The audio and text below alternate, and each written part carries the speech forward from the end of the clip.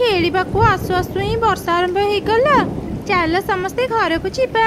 वर्षा बेसी समय भिजिले माँ मते गाली करिबे। हाँ मो माँ भी जानिले मते रागिबे। चल समस्ते निज निज घर को जीवा। एमिति कथा हेई समस्ते निज निज घर को जीवा पई बाहरिले।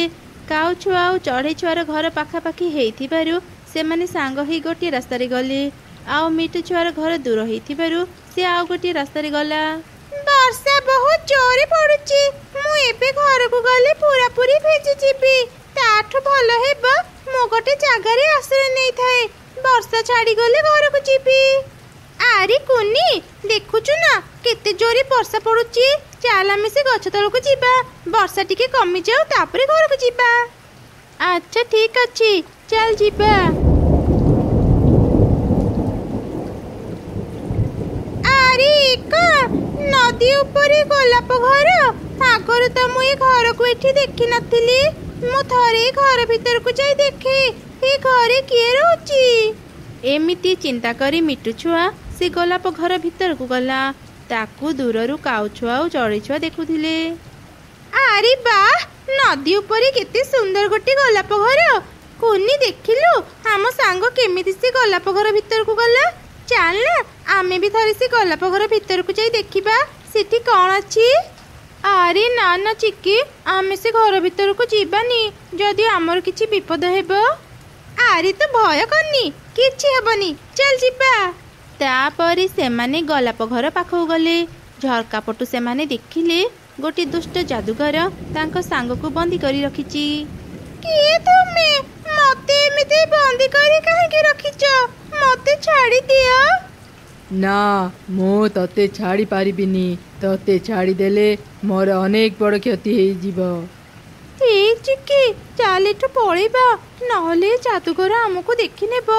से जदि हमको देखि निए हम सांग परी हमको भी बंदी करी रखिबो। दुई छुआ भयरे सेठारु चली आसिले। किछि दूर गला परे वर्षा छाड़ी गला। सेपटे जा हो वर्षा छाड़ी गला। बुढ़ी माँ मु एठी खाइबा और औषध रखी देइची। तुमको भलो लागिले उठी खाई नेबो। अरे झिया तू मो निजर केही नहेले भी मोर अनेक सेवा करिचो। मो तो ऊपर बहुत खुशी रे माँ। ए दुनिया छाड़ी जीवा पूर्वरु मु तते गुप्तधन विषय किछि कहबाकू चाहूची। गुप्तधन तुमे कौन गुप्तधन विषय किछि जानिचो बुढ़ी माँ। हाँ मु जानिची। आम जंगलर उत्तर दिगरे तू गले गोटे बुढ़ा बरगछ पाइबू। सेई बरगछ पाखरे गोटे छोट गुंफा अछि। सेई गुंफा भितरे गले तू गोटे नदी पाइबू।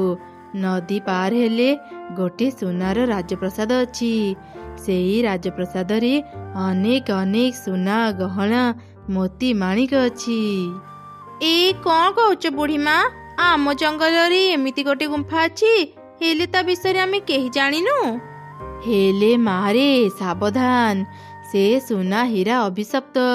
तोर जेते बेले दरकार हेबो सेबे ही से राजप्रसाद रु सोना हीरा आनिबू। अत्यधिक लोभ करिबुनी नहले तोर अनर्थ हेबो। बुझी गली बुढ़ी माँ मु केबे भी लोभ करिबिनी। हाँ बुढ़ी माँ मु एबे मो घर को जाए। घरे मो झिया मते अपेक्षा करिथिबो। एमिति कही चढ़ी घर को फेरुथिला। रास्ता रे कुनी आ चिकी सहतार देखा हैला। आरे तमे माने घर को न जाई एठी कोन करूच। कुनी तार माँ को सब घटना कहिला। ए तमे माने कोन कहूच। मिटू छुआ विपद रे पड़िची। चलो आमे एबे हिसी गोलाप घर को जीवा।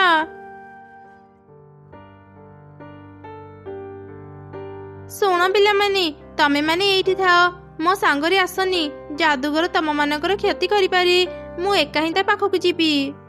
एमिति कही माँ चढ़ी शीघ्र से गोलाप घर भीतर को गला। चढ़ई को देखी तो जादूगर अनेक रागी गला। ए किए तू तोर साहस तो कम नहीं। मते न कही मो गोलाप घर भीतर को आसिलु। मु तते छाड़ीबिनी। देखे एबे मु तोर कौन करूची। शांत हुओ जादूगर मते मारिबा पूर्वर मो कथा आगो सुनो।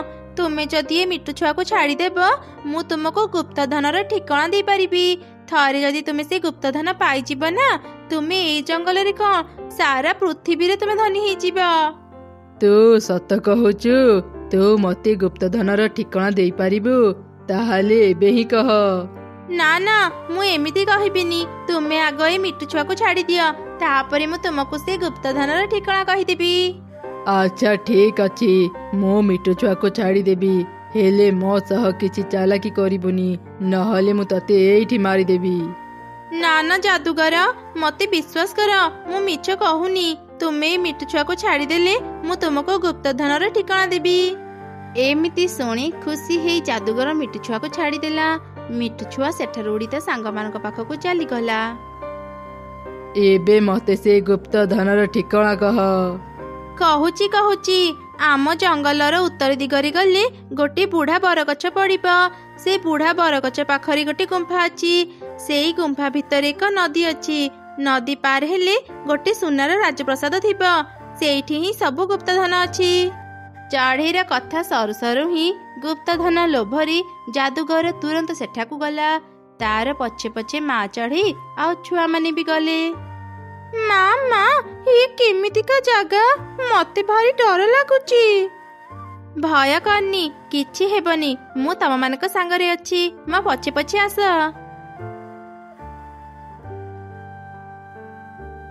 ଆରେ ବା, ଏଠି ତ ଅନେକ ସୁନା, ହୀରା, ମୋତି ମାଣିକ ଅଛି। ଏବେ ମୁଁ ବହୁତ ଧନୀ ହେଇଯିବି, ମତେ କେହି ଅଟକେଇ ପାରିବେନି। ଆଜି ମୋ ସ୍ୱପ୍ନ ପୁରା ହେଲା, ମୁଁ ଅନେକ ଖୁସି। ଏବେ ଯାଏ ମୁଁ ଏସବୁ ସୁନା ହୀରା ନେଇ ଏଠାରୁ ଚାଲିଯାଏ। ଯାଦୁଗର ସେ ସବୁ ସୁନା ହୀରା ଧରି ସେଠାରୁ ଆସିବା ସମୟରେ ତା ଦେହରେ ନିଆଁ ଲାଗିଗଲା। ଯାଦୁଗର ଚିତ୍କାର କରି କରି ସେ ନିଆଁରେ ଜଳି ପାଉଁଶ ହେଇଗଲା। ରାଜପ୍ରସାଦ ବାହାରେ ଥାଇ ଚଢ଼େଇ କହିଲା, ଏଥିପାଇଁ କୁହାଯାଏ ଲୋଭରୁ ପାପ, ଆଉ ପାପରୁ ମୃତ୍ୟୁ। ହେଲେ ମା, ତୁମେ ଏ ଗୁପ୍ତଧନ ବିଷୟରେ କେମିତି ଜାଣିଥିଲ? ମତେ ଏସବୁ ବୁଢ଼ୀମା କହିଥିଲେ। ବେଶୀ ଲୋଭ କରି ସୁନା ହୀରା ଏ ପ୍ରାସାଦରୁ ଯିଏ ନେବାକୁ ଆସେ ତାର ମୃତ୍ୟୁ ହୁଏ। ଆଜି ଏ ଗୁପ୍ତଧନ ପାଇଁ ହିଁ ଆମ ଜୀବନ ବଞ୍ଚିଗଲା। ଆଚ୍ଛା ପିଲାମାନେ, ଏବେ କହିଲ, ବିପଦ ସମୟରେ ଶକ୍ତି ନଥିଲେ ଆମେ କେମିତି ରକ୍ଷା ପାଇପାରିବା? ବୁଦ୍ଧି ଦେଇ ଆମେ ସବୁ ବିପଦରୁ ରକ୍ଷା ପାଇପାରିବା। ଏକଦମ ଠିକ କଥା। ଚାଲ ଏବେ ଘରକୁ ଯିବା।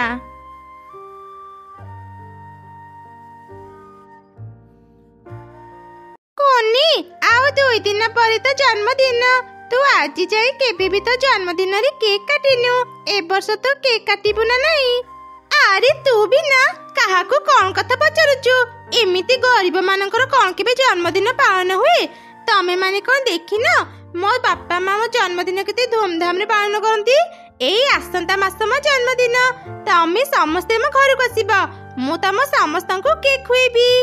ତମେ ମାନେ ଧନୀ ବୋଲି ଏମିତି ମୋର ମଜା ଉଡଉଛ? ଏଇ ଶୁକ୍ରବାର ମୋ ଜନ୍ମଦିନ। ତମେ ସମସ୍ତେ ମୋ ଘରକୁ ଆସିବ, ଆଉ ଦେଖିବ ମୁଁ ସବୁଠୁ ବଡ କେକ୍ କାଟିବି। ଏମିତି ରାଗି କୁନି ତା ଘରକୁ ଗଲା, ଆଉ ତାର ମାକୁ କହିଲା, ମା, ମୁଁ କେବେ ବି ମୋ ଜନ୍ମଦିନରେ କେକ୍ କାଟିନି ବୋଲି ମୋ ସାଙ୍ଗମାନେ ଆଜି ସ୍କୁଲରେ ମୋର ମଜା ଉଡଉଥିଲେ। ମୁଁ ସେମାନଙ୍କୁ କହିକି ଆସିଛି, ଏଥର ମୁଁ ମୋ ଜନ୍ମଦିନରେ ଗୋଟେ ବଡ କେକ୍ କାଟିବି। ଆରେ ମା, ଛୋଟ କେକ୍ କିଣିବାକୁ ମୋ ପାଖରେ ଟଙ୍କା ନାହିଁ, ଆଉ ତୁ ବଡ କେକ୍ କିଣିବାକୁ ଚାହୁଁଛୁ? ତୋ ବାପା ଯିବା ପରେ ମୁଁ ଅନେକ କଷ୍ଟରେ ଘର ଚଳଉଛି। ଏମିତିରେ ମୁଁ ତ ଜନ୍ମଦିନ କେମିତି ପାଳିବି କହିଲୁ ରେ ମା? ମା, ମୋର ଭୁଲ ହେଇଗଲା। ତମେ ଆଉ ମନ ଦୁଃଖ କରନି। ମୁଁ ଆଉ କେବେ କିଛି ତମକୁ ମାଗିବିନି।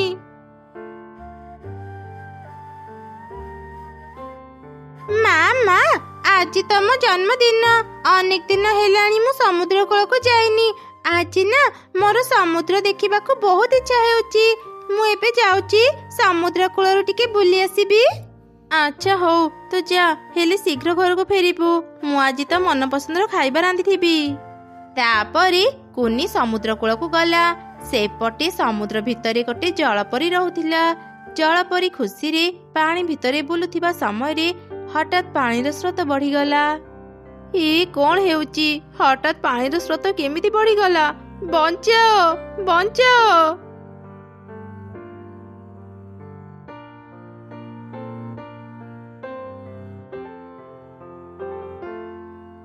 ଏ କଣ? କିଏ ଏଠି ଏମିତି ପଡିଛି? ମୁଁ ତା ପାଖକୁ ଯାଇ ଦେଖେ।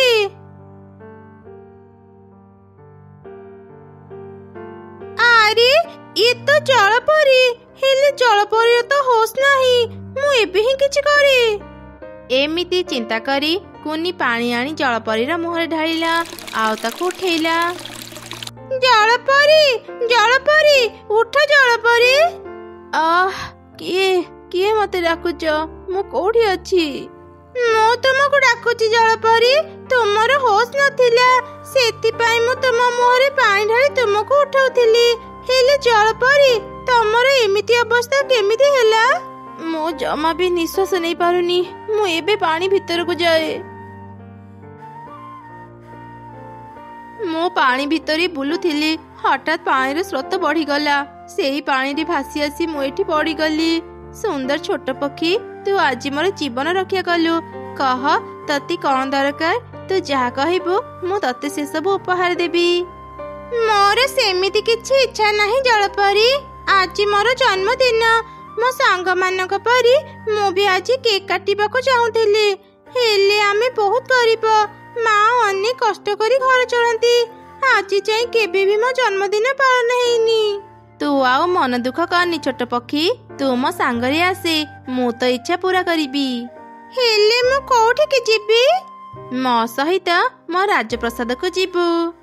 ଏମିତି କହି ଜଳପରୀ ଚଢ଼େଇ ଛୁଆକୁ ପାଣି ଭିତରକୁ ନେଇଗଲା। ଜଳପରୀ, ମୁଁ ତ ପାଣି ଭିତରେ ଅଛି। ମୁଁ କେମିତି ନିଶ୍ୱାସ ନେଇ ପାରୁଛି? ମୁଁ ସେ ବ୍ୟବସ୍ଥା କରିଦେଇଛି।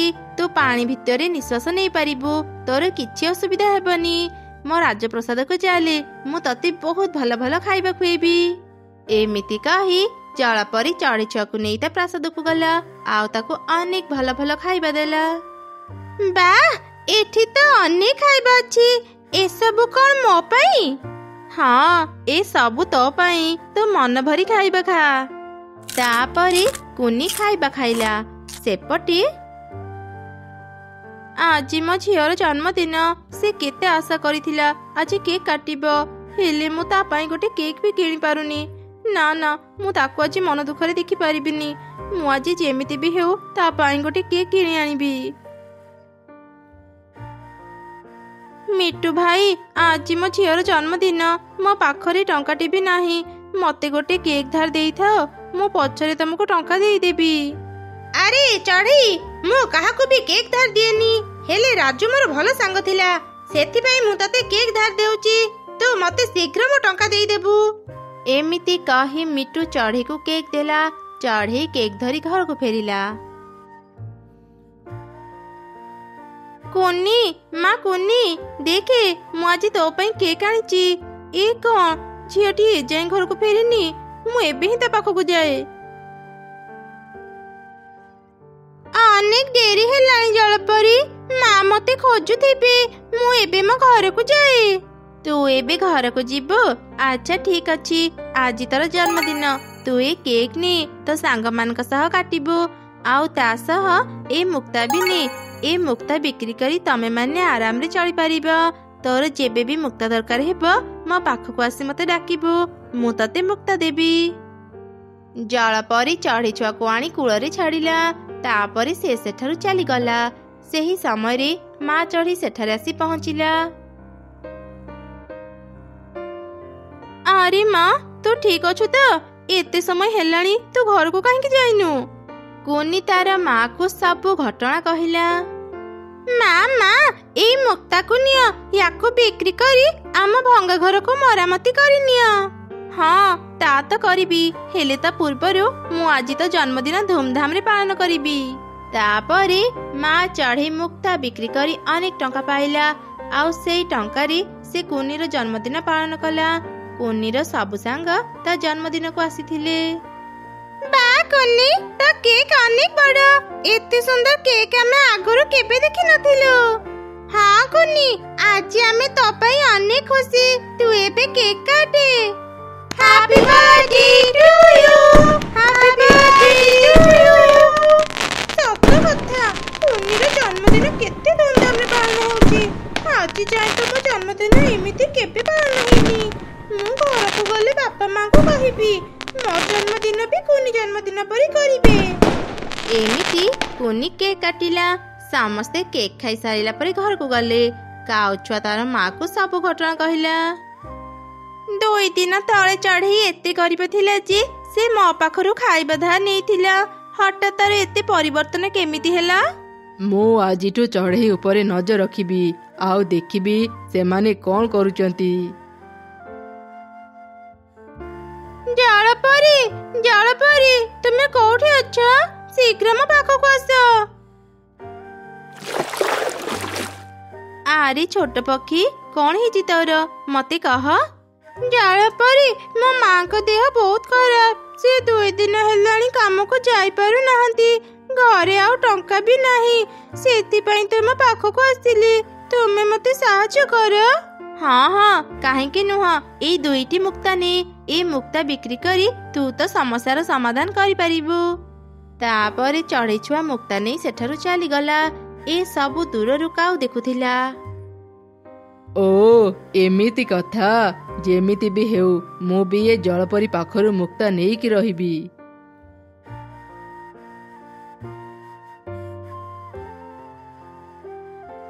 ଜଳପରି, ଜଳପରି, କୋଉଠି ଅଛ? ଶୀଘ୍ର ମୋ ପାଖକୁ ଆସ। ହଁ ଛୋଟ ପକ୍ଷୀ, କହ କ'ଣ ହେଲା? ମୁଁ ତତେ ମୁକ୍ତା ଦେବି। ନା ନା ଜଳପରି, ମୁଁ ଆଜି ମୁକ୍ତା ନେବାକୁ ଆସିନି। ମୋ ମା ଏବେ ସୁସ୍ଥ। ସେ ତୁମ ପାଇଁ ନିଜେ ମିଠା ତିଆରି କରି ପଠେଇଛନ୍ତି। ଏଇ ନିଅ ଖାଅ। ଠିକ୍ ସେହି ସମୟରେ ଜଳପରି ଉପରେ ଏକ ଜାଲ ପଡ଼ିଲା। କାଉ ଆଉ ମିଟୁ ବାହାରକୁ ଆସିଲେ। ଆରେ ସାଙ୍ଗ, ତୁ ଠିକ୍ କହୁଥିଲୁ। ଇଏ ତ ଗୋଟେ ଜଳପରି। ଚାଲ ଏବେ ଆମେ ଏଇ ଜଳପରିକୁ ବନ୍ଦୀ କରି ରଖିବା ଆଉ ତା ପାଖରୁ ଅନେକ ମୁକ୍ତା ନେବା। ନା ନା, ଜଳପରିର କିଛି କ୍ଷତି କରନି। ତାଙ୍କୁ ଛାଡ଼ି ଦିଅ। ନା, ଆମେ ଜଳପରିକୁ ଛାଡ଼ିବୁନି। ଆମେ ତାକୁ ବନ୍ଦୀ କରି ରଖିବୁ। ଜଳପରି ପ୍ରତିଦିନ ଆମକୁ ମୁକ୍ତା ଦେବ। ଆମେ ସେ ମୁକ୍ତା ବିକ୍ରି କରି ଅନେକ ଧନୀ ହେବୁ।